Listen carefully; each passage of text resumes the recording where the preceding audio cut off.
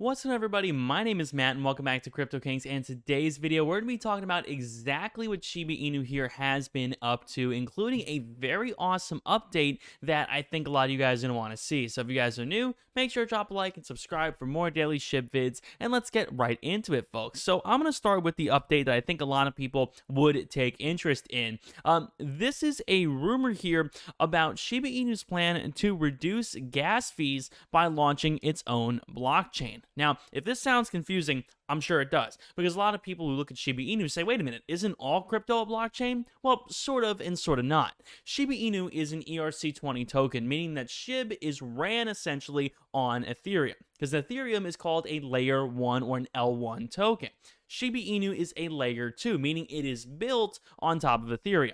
So there have been examples in the past where cryptocurrencies have actually built their own blockchain and diverted from what they were. So crypto.com is a great example of this. They originally started, I think, on Ethereum and then went and swapped to create their own sort of blockchain. So what Shiba Inu here is rumoring is that they will be able to reduce gas fees, of course, with new functionalities by basically having their own blockchain. So, of course, as you guys know, gas fees are paid to process and validate transactions, and this is obviously a problem because Ethereum gas fees happen to be particularly expensive.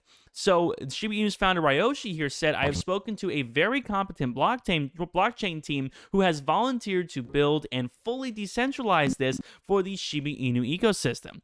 This is awesome stuff because, again, guys, when you're using SHIBASWAP, whenever you are purchasing Shiba Inu through some kind of swap, this is a much nicer way to do this, hopefully, because you won't have to endure the absolutely awful Ethereum gas fees. Because unfortunately, this isn't SHIB's fault. There's really nothing that SHIB can do here. This is solely due to Ethereum. So that's something I thought was interesting that I thought a lot of people would like to know.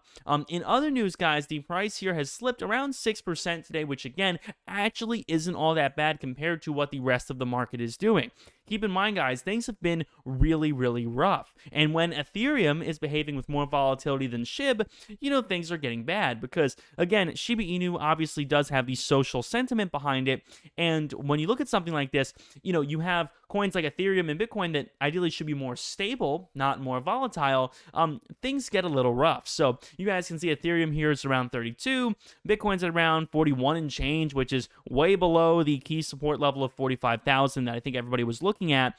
So SHIB here on the week actually isn't down all that much. You guys can see that we are looking at over the week a decrease here on SHIB of around 13.5%, which yes, is a lot, but it's actually not nearly as bad compared to a ton of other tokens out there. So that's definitely something to keep in mind. And of course, when we look at the 7-day, there are plenty of coins here that are performing a lot worse. A lot of avalanche-related things, metaverse-related things are not performing particularly hot. And obviously, this is quite bad for SHIB. Now, before any further, guys, make sure to check out the Webull down below in the description. If you guys would like to get started trading stocks and crypto, of course, including SHIB, you guys can do that. And if you guys use my link down below in the description, you guys could get a couple of free stocks for signing up, and I always do appreciate that. Link down below. So when we take a look at our key stats, guys, market cap here at around $16 billion, which is definitely a good deal lower than what it was, and volume here over the past 24 hours has maintained, but again, most of this is going to be sell volume here, which definitely doesn't help us in this situation. So again, you guys can see the increases in volume here over the past few days, but unfortunately, this has been more of a dump than a pump. So when we take a look at the graph, there is going to be a good deal of stuff to take a look at here, but most notably, like I was speaking with you guys about in some previous instances, we had a possibility here of something that I think a lot of people were considering, and that is the idea of a triple bottom. Now, a triple bottom movement looks something like this. It's sort of like a modified W, but generally you are exiting a bull run of sorts and entering this to where you bounce off of 3 key levels of support. And after this is done, typically the sort of line of resistance that you need to break through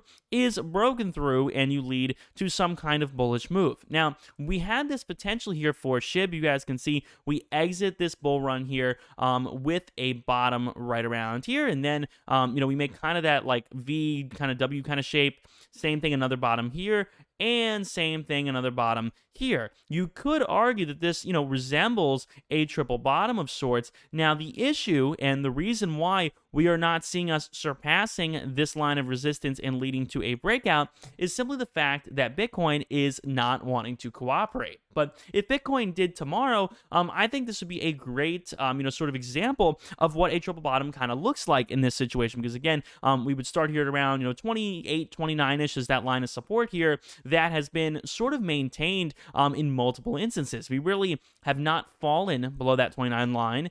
And, when we have, we've gotten right back on track very quickly. So this does look like it's en route to have some kind of bullish move if Bitcoin and all the other, major crypto industry leaders were to cooperate. So that is, again, something unfortunate that right now we are kind of stuck to deal with. Then, of course, we also have the opportunity for the fact that this could be, with the rounding of this top, an inverse cup and handle. That is something I'm looking for as well, because obviously we have the inverse, the top here, of course, then the handle, which would be a little bit of a pullback, which, again, unfortunately would potentially get rejected with the same level that it did, or at around 40 here in mid to late December here. So we could very well see an inverse cup handle, and then unfortunately a bearish move down. Again, that is not me saying this, that is the technical indicator saying this. So again, do sometimes take those with a grain of salt. They are not always accurate, but again, they are worth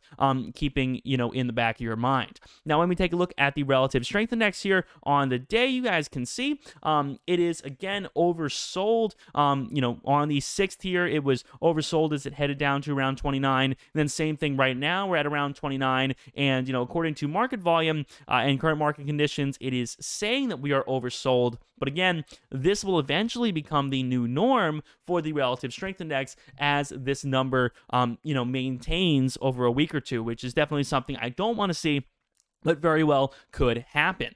Now, when we take a look at the Fibonacci retracement, you guys know one of my favorite, metrics out there as well. So with the Fibonacci retracement here, you guys can see we are taking a look at the top of the most recent runs. So the top here is at around 34.5. This was really before that crypto free fall at around 34.5 here, and then the bottom at around 28.5. And really, the only information we're being given is that this zero line here, this the initial sort of fall down to around 28 and change, we have not broken through. It has not, been collapsed in any way. So we still can hopefully stay above this line here, the 28.50 line, as some line of support. And again, when we zoom out and kind of look at the big picture, it definitely does look as if we have been able to do that in recent time. We haven't at any point here in the past couple of months gone below the 28.50 line. And it's interesting because that was the first major line of resistance. So